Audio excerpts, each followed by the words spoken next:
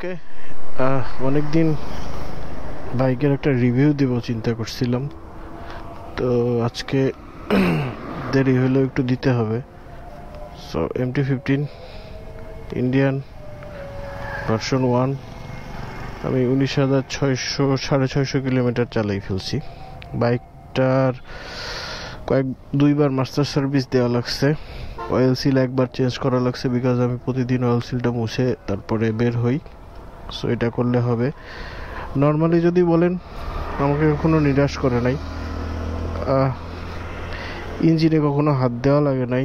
আমি ফুল synthetic মোটুল 300V অথবা আমার আর একটা আছে যেটা যে টিনের, ওইটার নাম ভুলে গেছি, ওইটা ইউজ করি। সো এটার হিস্টোরি পরে বলবো, এটা আননেসেসারি একটা জিনিস।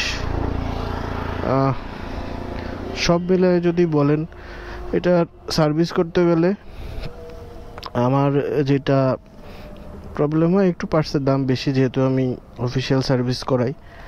দেন তেল আমি 35-এর উপরে পাই না সিটিতে, মোস্টলি সিটিতেই চালানো হয়। আমি বাড়িতে যদি যাই কখনো, সেটা অনেক পরে পরে, সো তখন হয়তো উঠবে। আর যদি বলেন, একটাই হচ্ছে প্রবলেম, সিট। এটা সবারই প্রবলেম, এই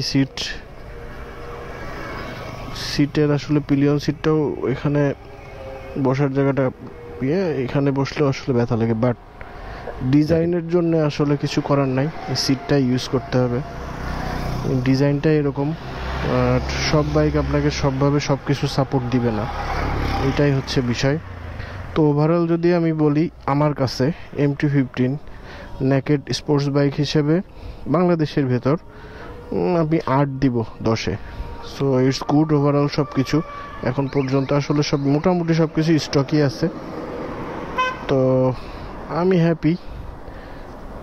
সো আমাকে একটু স্টার্ট দিয়ে দেখাই। এটা হচ্ছে আমার চলছে 9,652 কিলোমিটার এখন পর্যন্ত। So this is it. Okay, hopefully সামনে আরও কিছুদিন চালাবো, চেঞ্জ করার ইচ্ছা নাই। ঠিক আছে, বাই।